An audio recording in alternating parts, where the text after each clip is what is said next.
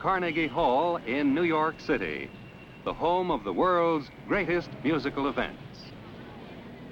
Today's event is one in a series of New York Philharmonic Young People's Concerts under the musical direction of Leonard Bernstein.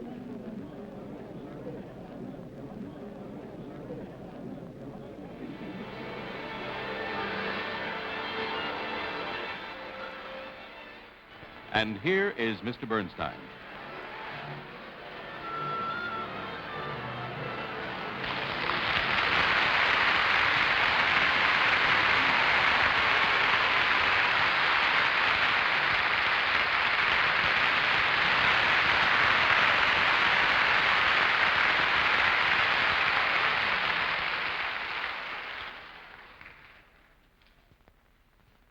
How do you all do? On our last program, if you remember, which is about classical music, you remember we were playing part of a symphony by Haydn, and we were learning something about the way he gets humor into his music. Humor was part of that 18th century elegance and fun we were talking about. Now, since that program, we've had so many letters and requests for more about the subject of humor in music that I've decided to spend a whole program on it. It's a fun subject, but it's a hard subject. What makes music funny? Well, that's an easier question to ask than to answer. The main trouble seems to be that the minute you explain why something is funny, it isn't so funny anymore. For instance, take a joke, any old joke, like this shaggy story about the elephant who was making fun of a mouse because the mouse was so tiny. And the elephant said, "Ha! Look at you, you little shrimp, you peanut. You're not even as big as my left toenail." And the little mouse said, "Well, listen, I've been sick." Well, what's so funny about that? I mean, it always gets a laugh. And maybe we can explain why. Because the answer is so unexpected and shocking. See, there has to be that element of surprise and shock in every joke. The thing that's called the twist, or the gimmick, or the punch, or the topper, or the tagline, or the gag line. But whatever you call it, it's got to be a surprise, a shock. And that's what makes you laugh. For instance, who would have expected that the mouse would try to excuse his smallness by saying he'd been sick? But once we've explained that fact, you don't laugh anymore. The joke may be funny, but the explanation isn't. We all know people, unfortunately, who insist on telling you a joke and then explaining to you why it's funny. I know my father has that awful habit, and there's nothing worse. They just kill the joke. Now, the other trouble with trying to explain humor is that it's such a big subject. There are so many different kinds of humor. There's wit, satire, parody, caricature, burlesque, and just plain clowning around. And all these different kinds of humor can be found in music. There's one very important thing we have to know about humor in music. It's got to be funny for musical reasons. See, music can't make jokes about anything except music itself. It can make fun of itself or of other pieces of music, but it sure can't make jokes about that elephant and that mouse. And when music is funny, it's funny in the same way that a joke is funny. It does something shocking, surprising, unexpected, absurd. It puts two things together that don't belong together, which are, to use a very hard word, incongruous. Now, that's a word you ought to try and learn and remember. Incongruous means, for example, Alice in Wonderland, when she gets all mixed up in that strange new world of hers and can't remember anything right, and so she suddenly begins to recite, "Twinkle, twinkle, little bat, how I wonder what you're at, up above the world so high, like a tea tray in the sky." It's incongruous. Tea trays have nothing to do with the sky, and they have nothing to do with bats either. See, incongruous things are things that don't make sense, and that's how we get nonsense. Nonsense is the loveliest thing there is because it makes us laugh And boy, nothing feels so good as laughing. Now, of course, some music does make certain jokes that aren't about music. But then they're not musical jokes. For instance, if you take that great parade part of the ballet, The Incredible Flutist, by the American composer Walter Piston. Now listen to this.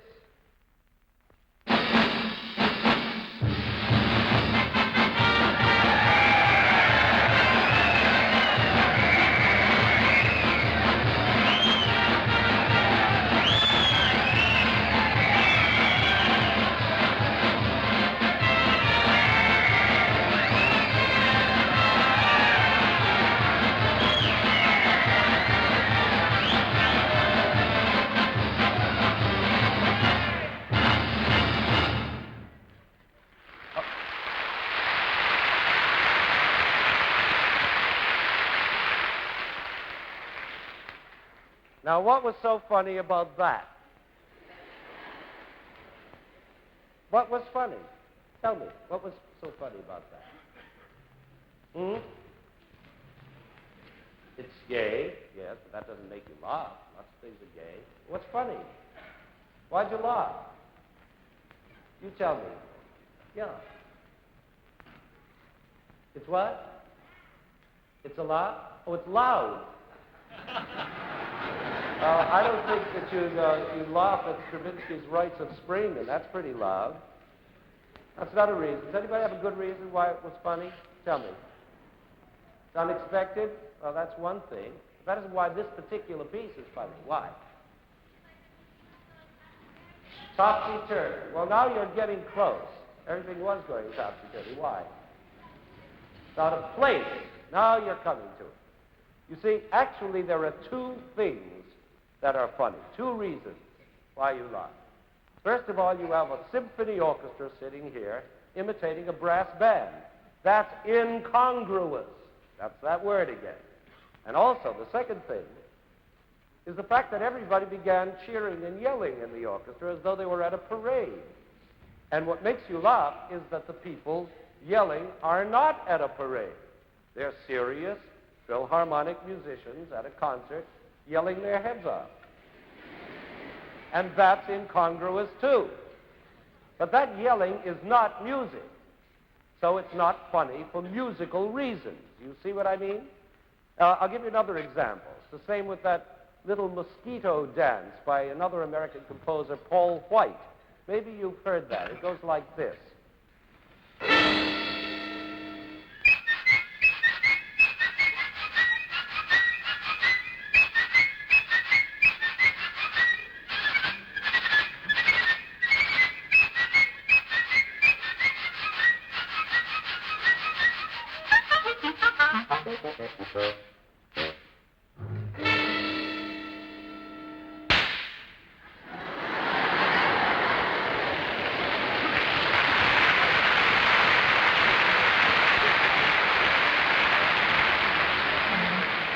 Okay, what's the big laugh about that piece? Yes?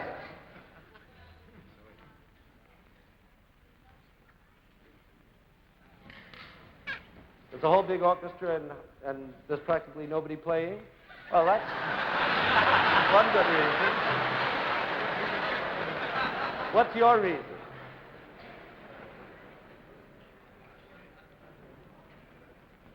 A big what?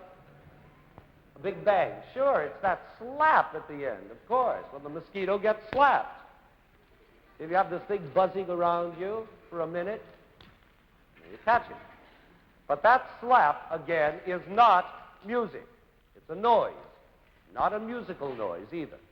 And the same is true in Gershwin's American in Paris. When you hear those taxi horns, they give you an amusing idea of the city of Paris with its millions of cars and taxis rushing around and honking away. But they're a separate thing from the music. They're a noise. Just listen to this.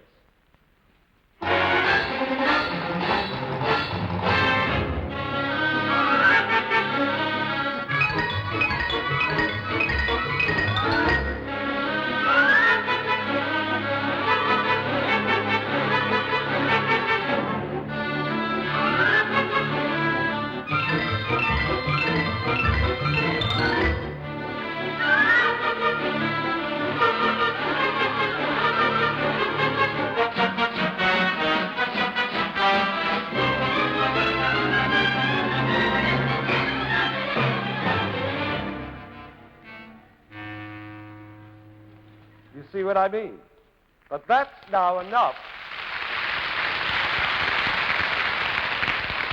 That's enough about musical jokes that are not musical.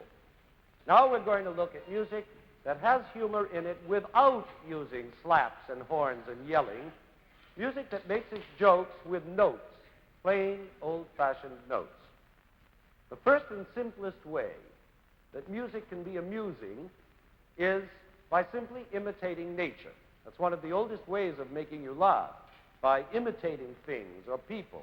It's like comedians who do impersonations of famous stars, like impersonating Greta Garbo, I want to be alone, or impersonating Katharine Hepburn, oh, it's lovely, it's just lovely. But the way music does this is by imitating sounds.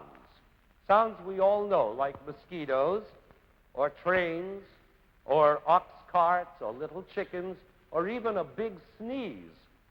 Did you ever hear that great musical sneeze that the Hungarian composer Kodai wrote in his Hari János suite?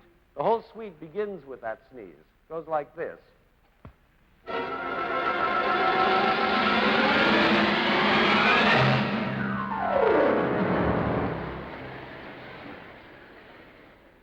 Isn't that just like a sneeze, the way it winds up slowly, and then explodes in 50 different directions? Now, this business of imitating goes way back to the earliest composers, like the old French composer Rameau, who wrote all kinds of pieces for the harpsichord that imitated cuckoo birds and roosters and whatnot. Here's one by Rameau that imitates a hen going co-co-co-co-co-co-ro.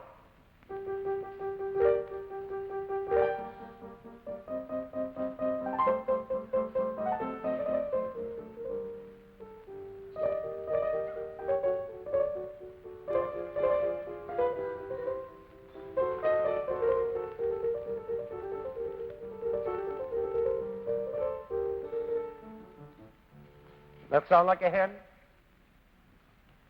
But that's now enough about imitations.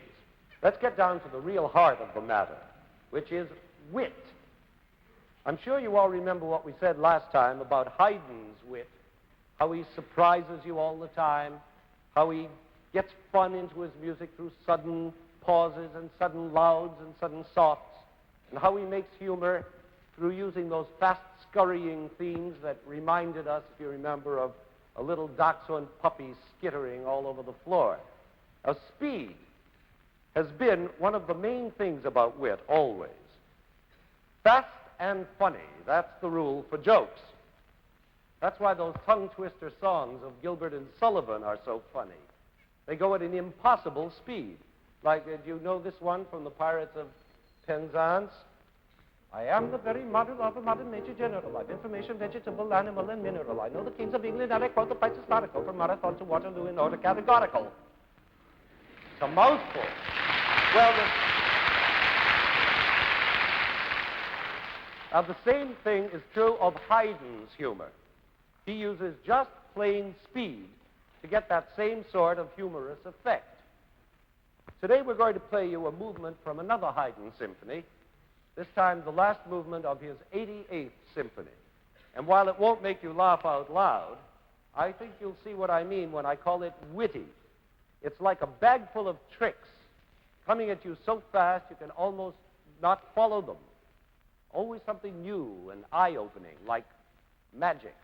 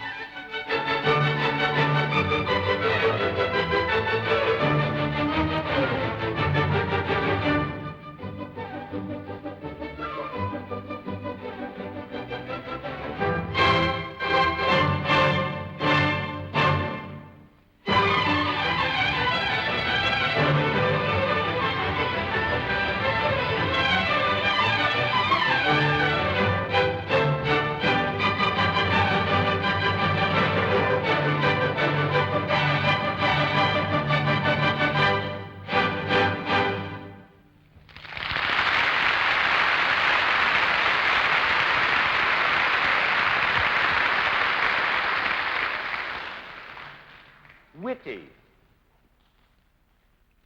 Now we come to a new department of music called satire. This is in itself a pretty big department because satire includes all those other words we mentioned, like parody, caricature, cartoon, burlesque, and so on. They all mean roughly the same thing, making fun of something by exaggerating it or twisting it around in some way. Still, there's a difference between satire and these other words. Satire makes fun of things in order to say something new and possibly even beautiful. In other words, it has a real purpose of its own. A parody, for instance, makes fun of things just for the fun of making fun of them. Is that too hard to understand? I think it'll all be clearer to you when you actually hear music that shows the difference. For instance, one of the best musical satires ever written is by the modern Russian composer Prokofiev. It's his classical symphony. Now, this is a perfect jewel of a symphony, an out-and-out imitation of Haydn.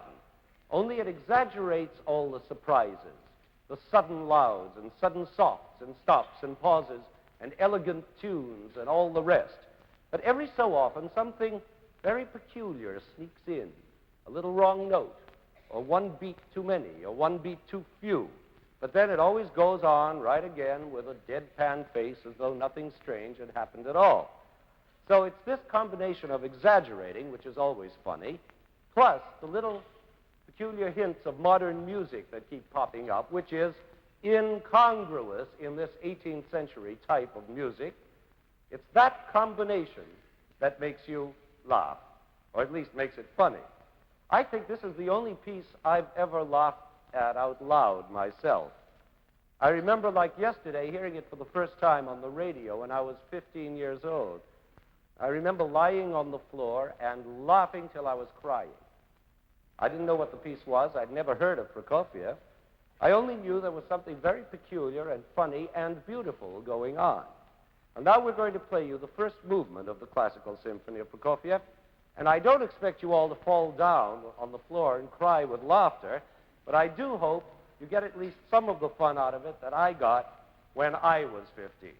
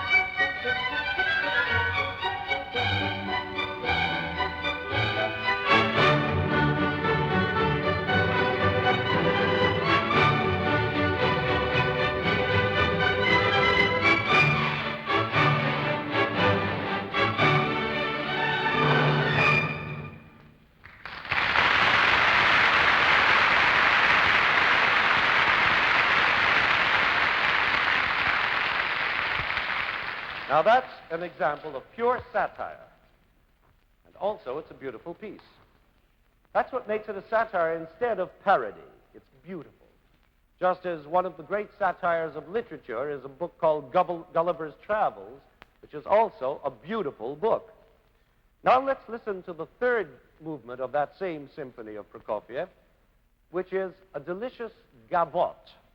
A gavotte is an elegant 18th century dance. The satire here is in the way Prokofiev keeps switching the key on you, like this.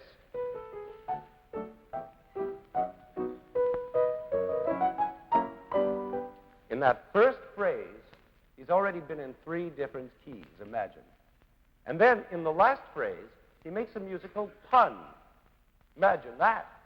You all know what a pun is. It's playing with a word, making it have 2 meanings at once, or giving it one meaning when you expect the other. It's like saying to your friend, give me a ring sometime, won't you? And so he takes off his ring and gives it to you. That's a pun. Well, that's just what Prokofiev does in this last phrase.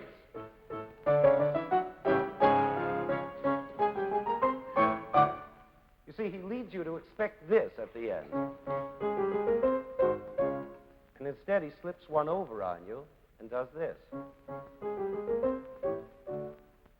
It's like shaving a haircut with 2 bits in the wrong key. You see how neatly he made the pun. Now listen to the orchestra play this movement, and I hope you enjoy this beautiful, elegant joke.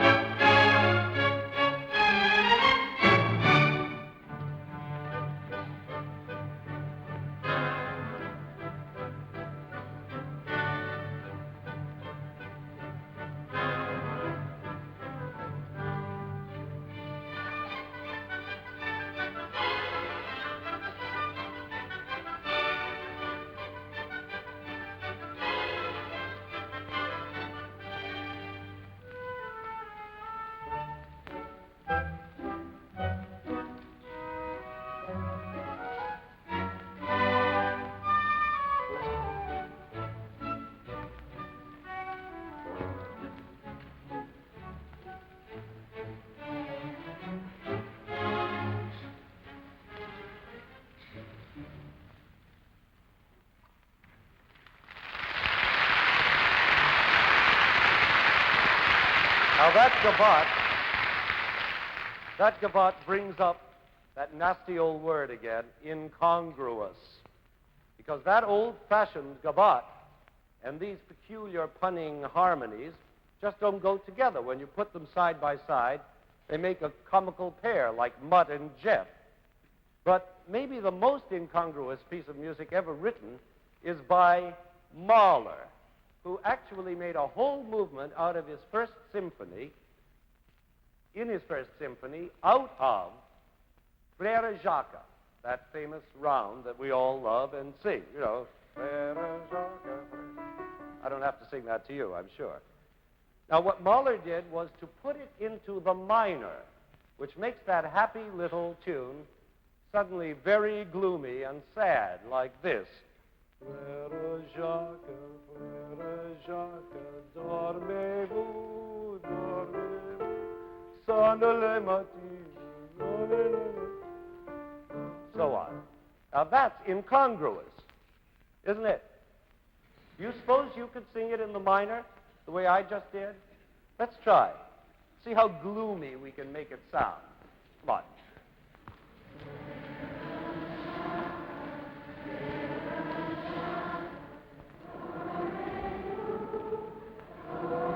Gloomier. Weep.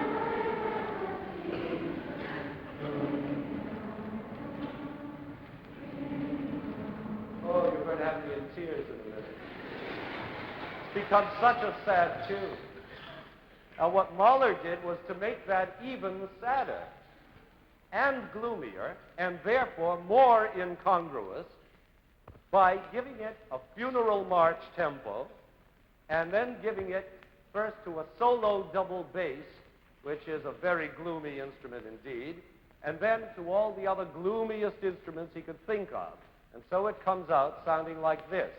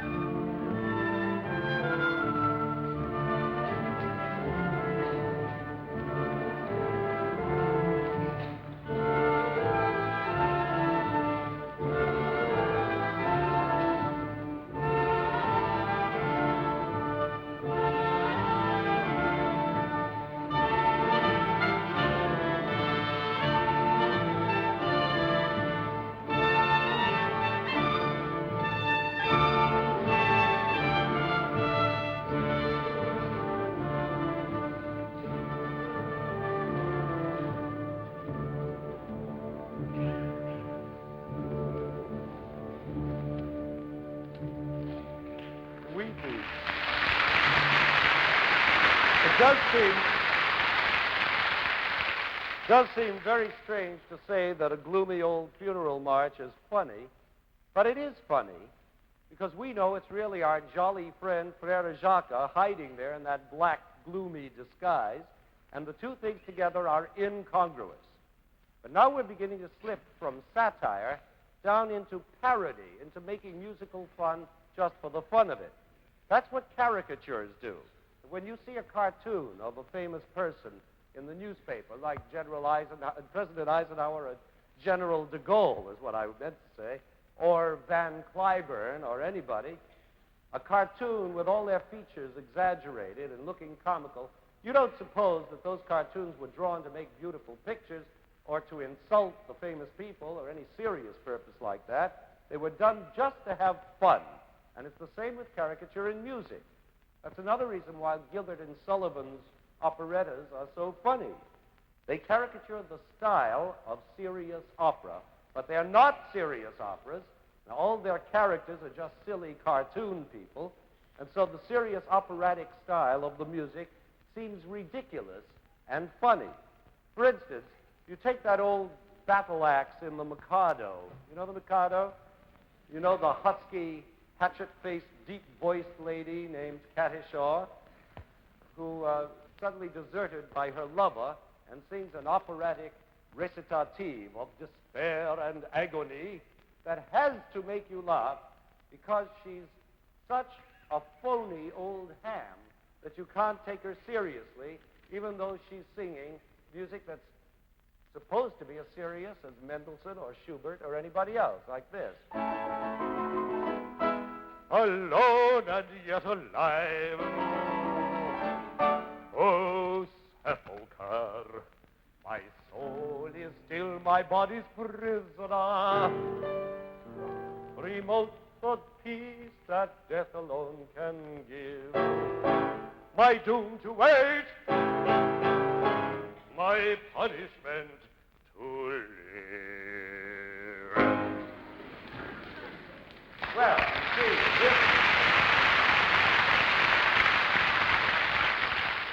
this is a very tragic moment in this lady's life, but she's a cartoon lady, and therefore the moment turns out to be funny instead of tragic. Now, a really great example of this kind of parody is the beginning of Richard Strauss's opera, The Rosenkavalier, in which he is describing passionate love, but in a comic way. So he makes a parody of the most famous passionate love music in history, which is naturally from Wagner's opera Tristan and Isolde. I'm sure you must have heard that music of Tristan with its exciting rising sequences. You remember that word, sequences, from our program about development? It goes like this.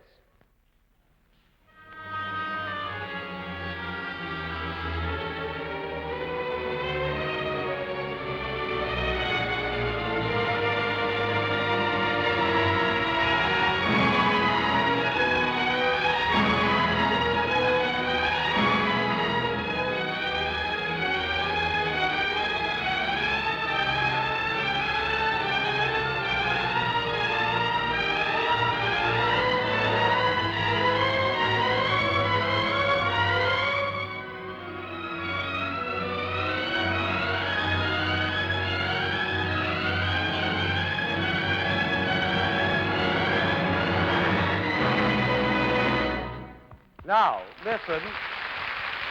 listen to how Strauss parodies those exciting rising sequences in his opera, The Rosenkavalier.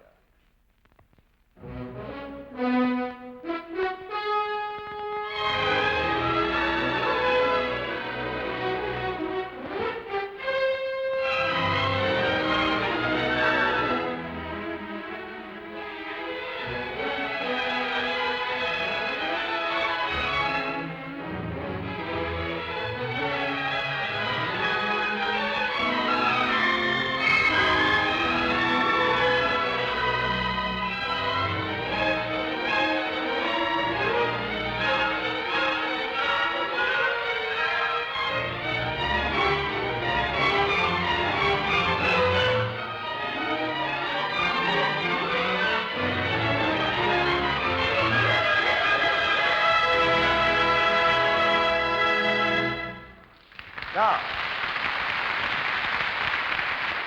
we started out this whole discussion on a very high plane of musical humor. Haydn, Prokofiev, Mahler, all the highest types of satire. And we've slowly been sinking lower and lower into the forms of parody and caricature. But we can go even lower and arrive at something called burlesque, which is just plain clowning. This is the kind of humor that some of us like the best.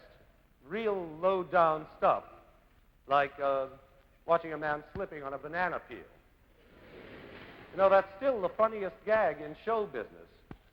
And why should it be? Why should we laugh when somebody falls down? Well, here we come to the central point of all humor, that all jokes have to be at the expense of something or someone. Something has to be hurt or even destroyed to make you laugh. A man's dignity, or an idea, or a word, or logic itself. Something has to go, and it's usually sense that goes first, which is why, as we said before, we have nonsense. We go to the circus, for instance, and we see a clown catch on fire and douse himself with water. And that's funny. We allow ourselves to laugh at him at his expense, because we know it's just a trick and that the clown isn't really in any danger. Or in the same circus, we see a little automobile, and out comes a clown, followed by another one, and then another, and then 3 more, and then 12 more, endlessly. How did they all get in that little car? Just seems impossible. So we laugh louder and louder as more and more clowns keep coming out of the car. It's riotously funny, but again, it's at the expense of logic. It's not logical, that's all, and logic has been destroyed. That's why we've laughed for years at Laurel and Hardy and Charlie Chaplin and the Marx Brothers and the Three Stooges, because they make a hash of logic. They destroy sense, and we laugh our heads off just as we do at the man slipping on a banana peel. Now, how does this destroying, this destructive element in humor, apply to music? Well, you can destroy sense in music just as easily as you can in the circus ring or at the movies. Mozart did it many, many years ago in his famous musical joke. I wonder if you know it. It ends up with all the instruments playing ghastly wrong notes like this.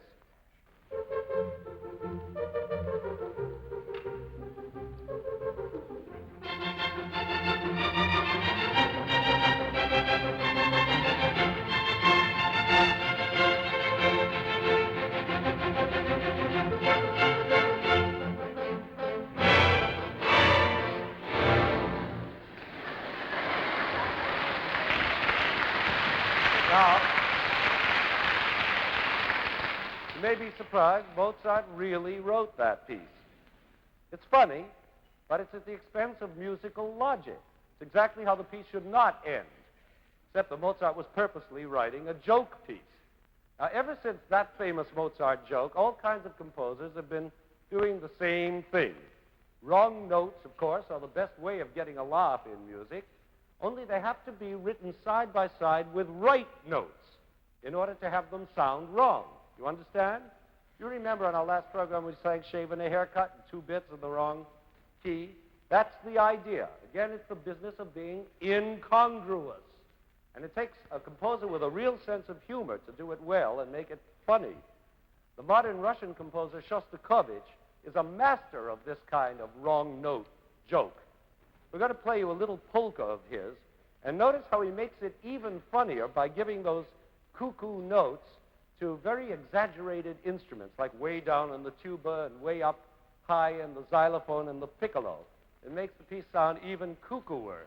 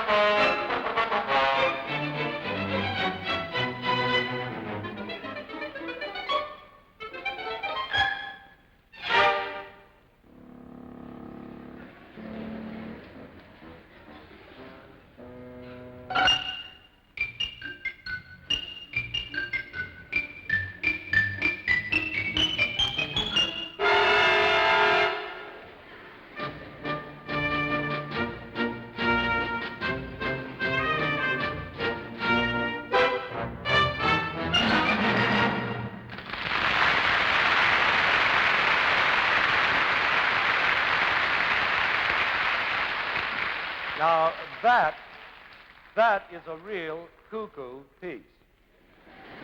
Now do you see what I mean by destroying sense in order to create humor? Now here's another modern composer, an American named Aaron Copland, again making us giggle through his way of destroying logic and sense. This is a piece from his suite Music for the Theater. It's called, appropriately enough, Burlesque. And notice as we play it, how what he is busy destroying is not so much the right notes, like Shostakovich, as the right rhythms. Because just when you expect the music to be even and symmetrical and equal, it loses its balance, sort of like a clown pretending to be drunk, or it misses a step, like a movie about the army with Jerry Lewis trying to march in time. This music of Copland's is constantly falling down and picking itself up again, and at the very end, it slips for the last time and just stays there with a very puzzled look on its face.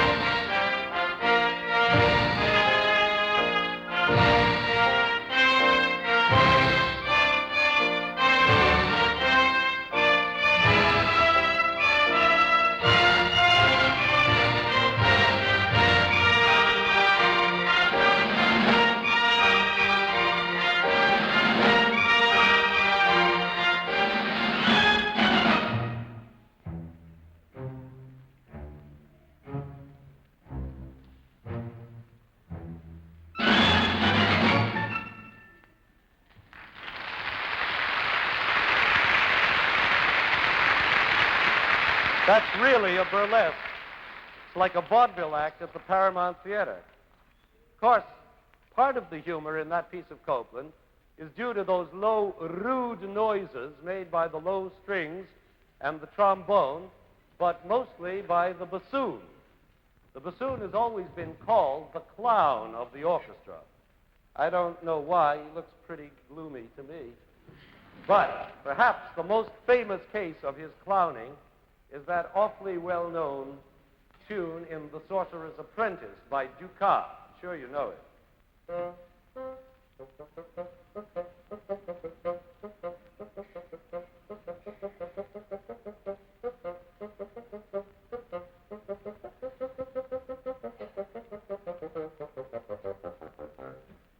Not so funny. However,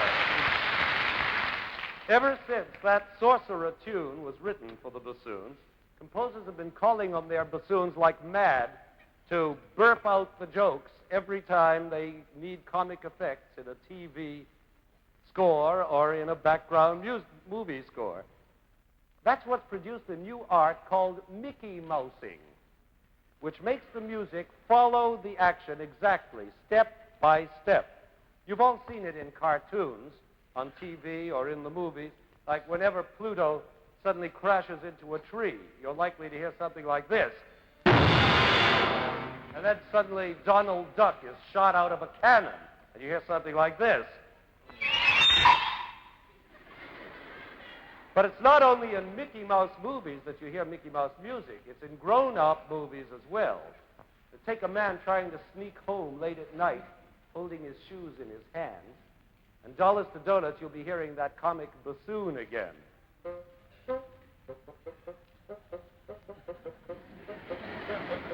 Sure you recognize it. It is an art.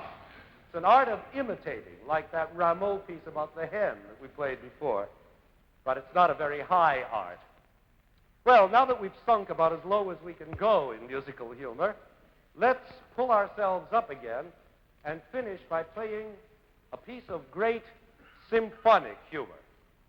And the great piece we're going to play is not going to be funny at all, nor is it supposed to be funny. But all humor doesn't necessarily have to be funny, of course. There is such a thing as just plain good humor, which means simply being in a good mood. So the piece we're going to play for you now is not a funny piece, but a piece which is just filled with good humor.